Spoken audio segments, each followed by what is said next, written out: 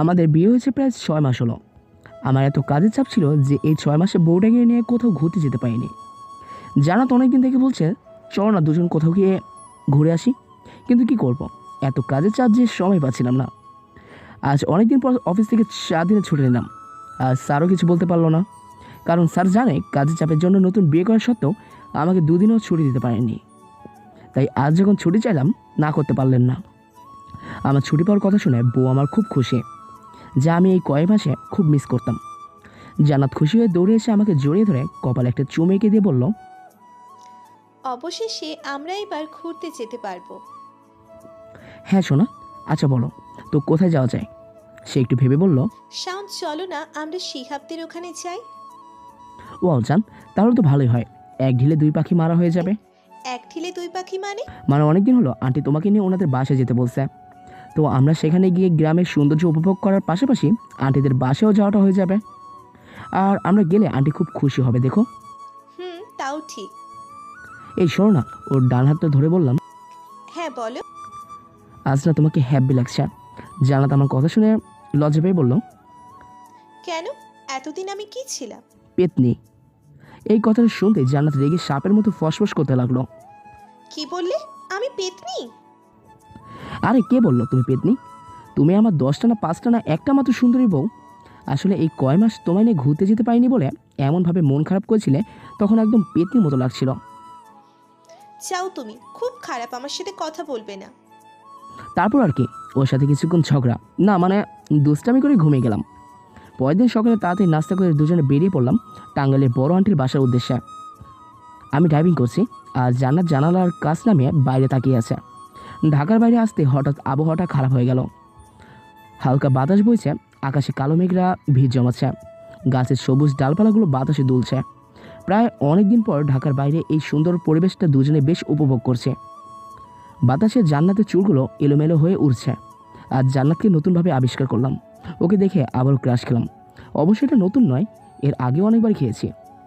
Driving করায় ওর দিকে ভালো করে তাকাতেই পারছি না, তাই গাড়িটা একপাশে সাইড করে থামিয়ে দিলাম। গাড়িটা থামিয়েই সে জান্নাতের দিকে তাকিয়েছি, তখনই জান্নাত অবাক হয়ে আমার দিকে তাকিয়ে বলল, এই কি হলো? পথের মাঝে এভাবে গাড়ি দাঁড় করালে কেন? গাড়িতে কি কোনো সমস্যা হয়েছে? না। তাহলে এভাবে মাঝপথে গাড়ি থামালে? কি করবো বলো, বাতাসে যখন তোমার চুলগুলো এলোমেলোভাবে উড়ছিল, তখন না তোমাকে দেখতে খুব সুন্দর আর মায়াবী মনে হচ্ছিল। গাড়ি ড্রাইভ করে তো এই সুন্দর মুহূর্তটা উপভোগ করতে পারছিলাম না, তাই। জান্নাত একটু লজ্জা পেয়ে বলল, তাই এখন রাস্তার মাঝে গাড়ি দাঁড় করিয়ে আমার দিকে তাকিয়ে থাকবে? পাগল একটা। তোমার প্রেমের কি? পাগল? মানে আমি তোমার প্রেমের পাগল। জান্নাত মুচকি এসে বলল, তাই? হ্যাঁ বউ, তাই। আমাকে দেখা হয়ে গেলে এবার চলো। দিনের অবস্থা ভালো না, মনে হচ্ছে একটু পরে বৃষ্টি নামবে। তারপর আমি আবার ড্রাইভ করতে শুরু করলাম। আবহাওয়া ক্রমেই অবনতির দিকে যাচ্ছে। বাতাসের মাত্রাটা যেন কয়েক গুণ বেড়ে গেল।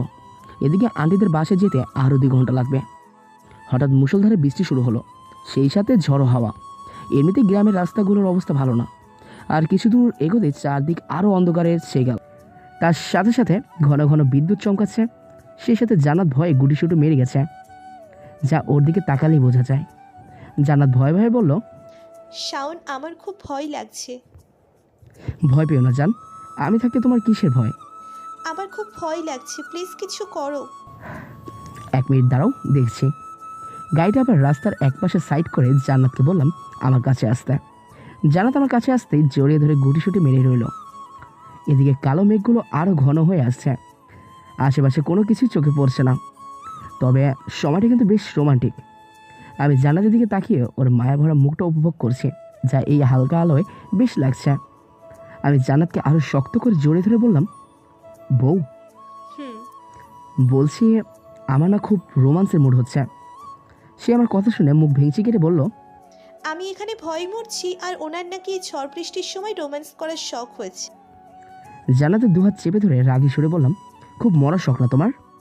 সে ব্যথায় কুকড়ে উঠে বলল, এই কি করছো? লাগছে তো। আমি হাঁচকা টেনে জান্নাতকে শক্ত করে জড়িয়ে ধরে বললাম, আর একবার যদি মরার কথা বলছো তাহলে এক্ষুনি গাড়ি খাদে নামিয়ে দিব। জান্নাত চুপ করে আমাকে শক্ত করে জড়িয়ে ধরে আছে। আমি জান্নাতের মুখটা আমার মুখের কাছে নিয়ে ওর কপালে একটা ভালোবাসা পরশ শিখে দিলাম। এতে জান্নাত কিছুটা কেঁপে উঠল। এবার আমি ওর গোলাপি ঠোঁটের দিকে তাকালাম। ওর ঠোঁট দুটো মৃদুভাবে কাঁপছে। জান্নাত আমাকে অবাক করে দিয়ে আমার ঠোঁটে ঠোঁট ডোবালো। এদিকে আমি আগে একটা ক্যামেরা সেট করে রেখেছি। সিনেমার রোমান্টিক সিন তো আমরা অনেক দেখেছি, এবার আমাদের সুন্দর মুহূর্তটাও মাঝে মাঝে দুজন মিলে উপভোগ করতে পারবো। আমি জান্নাতকে ছাড়িয়ে বাইরের দিকে তাকাতে দেখি বৃষ্টি প্রায় থেমে গেছে।